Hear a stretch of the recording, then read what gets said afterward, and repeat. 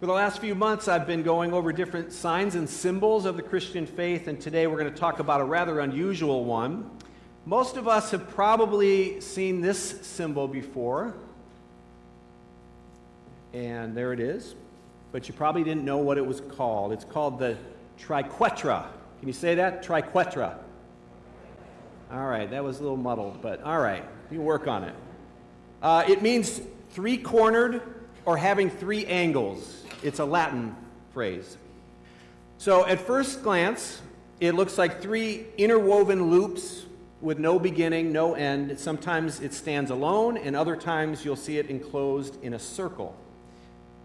Today, I'd like to explain why Christians have used this symbol for centuries and why it beautifully illustrates one of the greatest truths of our faith, the doctrine of the Trinity. The interesting thing about the TRIQUETRA, what makes it unique and unusual, is that it actually predates Christianity.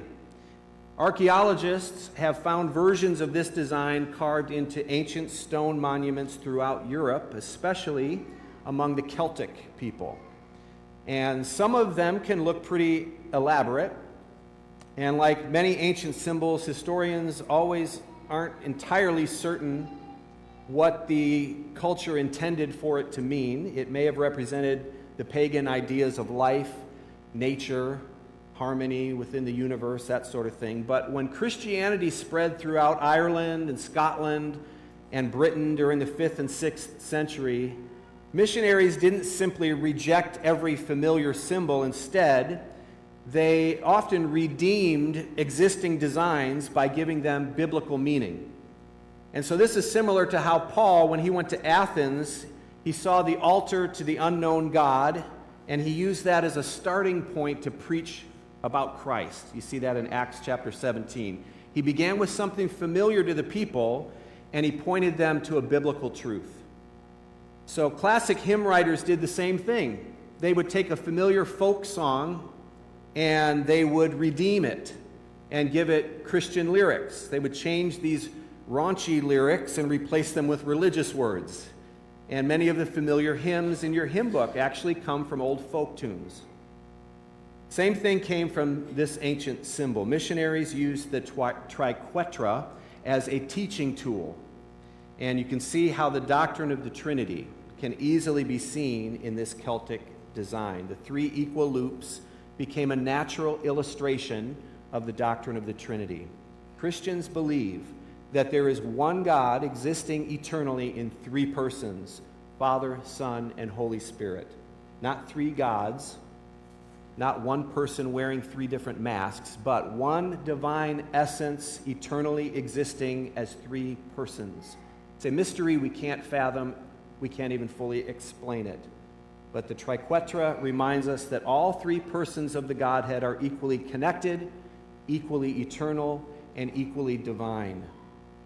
One of my favorite features of this symbol is that it has no obvious ending or beginning. Your eye can follow those lines around forever. And you can also see the Christian fish symbol, the ichthus, that we talked about a couple months ago, embedded there within those loops. Now, no created object or symbol can perfectly explain God, but this symbol helps point our minds toward that glorious mystery.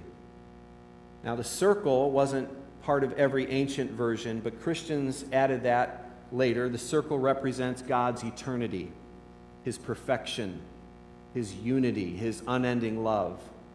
And so together, the three loops inside one circle, it communicates both the distinction of the persons and the unity of God's being.